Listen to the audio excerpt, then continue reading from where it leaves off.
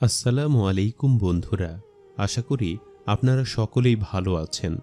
সম্মানিত বন্ধুগণ, আজ আমি বলবো মিথ্যা বলা মহাপাপ। এই উক্তিটার একটি জলজ্যান্ত উদাহরণ। আর এই কাহিনীটি রমজান মাসেই ঘটেছিল একজন ভালো গোলাম আর খারাপ গোলাম এবং ১০০টি ছাগলের উপহার।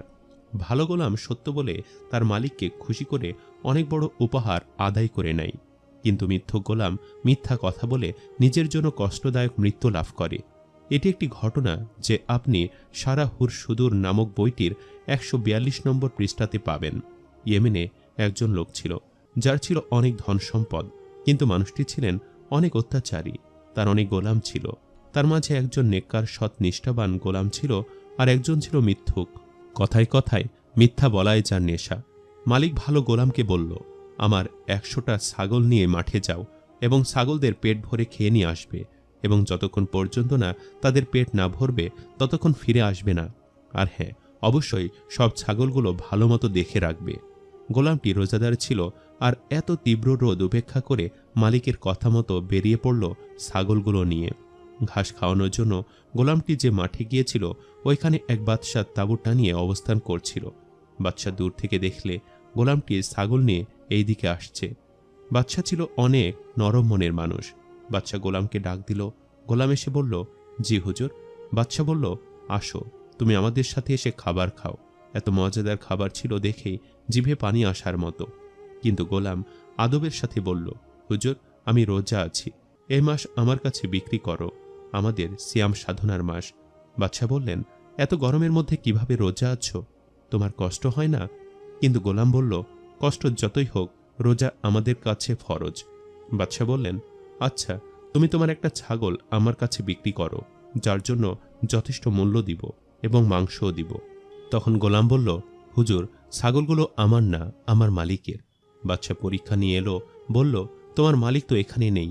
১০০টার মাঝে একটা না থাকলে বুঝতে পারবে না, বা তুমি বাসায় গিয়ে বলবে বাঘে খেয়ে ফেলেছে, আর আমি বাঘের মুখ থেকে কিভাবে বাঁচাবো? গোলাম বলল, হুজুর, আমার মালিকের থেকে আমি মিথ্যা বলে বেঁচে যাব ঠিকই, কিন্তু আমার আল্লাহ তো সবখানে আছেন, তার কাছ থেকে আমি কিভাবে বাঁচব? আর রোজা মুখে আমি আমার মালিকের সাথে মিথ্যা বললে আল্লাহ আমাকে কঠিন শাস্তি দিবে। আর বিশেষ করে দুনিয়াতে আমি যার গোলামি করি তার সাথে কখনোই প্রতারণা করতে পারবো না। এসব বলে গোলাম বাদশার কাছ থেকে বিদায় নিল। বাদশা গোলামের কথা শুনে খুব খুশি হলো এবং জানল একজন সত্যিকারের মুসলিম মিথ্যা বলে না। বাদশা অনুশোচনা করতে লাগলো, কেন আমি এতদিন কাফিরের মতো জীবনযাপন করছিলাম? একজন মুসলিম মুমিন এমন হলে আমারও তো এমন হওয়া উচিত, আর বিশেষ করে গরিব হয়েও মুসলমান হওয়া বিশাল এক ভাগ্যের ব্যাপার। বাদশা তখন সে জালিম মালিকের কাছে গেল এবং বলল যে, গোলামকে দিয়ে তুমি ১০০টা ছাগল পাঠিয়েছিলে, সবগুলো ছাগল কিনতে চাই, এবং আমার ওই গোলামকেও লাগবে। এখন তোমার কত টাকা দরকার বলো? জালিম মালিক বলল, আপনি যথেষ্ট মূল্য দিয়ে ছাগলগুলো নিয়ে যান। আর এই দৃশ্যগুলো দেখে খারাপ মৃত্যু গোলাম হিংসা জ্বলতে লাগল। বাদশাহ ওই গোলাম আর ১০০ ছাগল সহ তার মহলে নিয়ে আসলেন আর বললেন, আজ থেকে তুমি মুক্ত, আর ১০০টা ছাগল তোমার, আর এখন থেকে তুমি এই মহলেই থাকবে। এবং এই সুসংবাদ দিল যে বাদশাহ ইসলাম ধর্ম গ্রহণ করবে। বাদশাহ কালিমা পড়ে ইসলাম ধর্ম গ্রহণ করল, কিন্তু এই কথা এখনও কাউকে জানায়নি, শুধুমাত্র গোলামকে ছাড়া। গোলাম বলল, হুজুর, আপনি আমাকে অনেক সম্পদ দিয়েছেন, যার প্রতিদান আল্লাহ দুনিয়ায় এবং আখিরাতে দিবে। আমি মহলে থাকতে পারবো না, আমার ভাঙ্গা ঘরে ভালো লাগে। আপনি আমাকে ১০০টা ছাগল দিয়েছেন, তা দিয়ে আমি জীবন যাপন করব। আর ইতিমধ্যে বাদশাহ রোজা রাখতে শুরু করলেন। কিন্তু ওই খারাপ গোলাম এখনও প্রতিহিংসায় জ্বলছিল, এবং একদিন প্রতিশোধ নেওয়ার সুযোগে সে পেয়ে গেল। রাতে গেল ভালো গোলামের বাসায় এবং তার কিছু ছাগল চুরি করে নিয়ে আসলো। সকালে যখন ভালো গোলাম দেখল তার ছাগলের সংখ্যা কম, তখন সে বাদশার কাছে দৌড়ে গেল এবং বলল, হুজুর, আমার অনেকগুলো ছাগল চুরি হয়েছে। বাদশা ঘোষণা করল, যে ছাগল চুরি করেছে ভালোভাবে দিয়ে যেতে, না হলে পরিণাম বেজায় খারাপ হবে। খারাপ গোলাম তখন ছাগলগুলো লুকিয়ে ফেলল।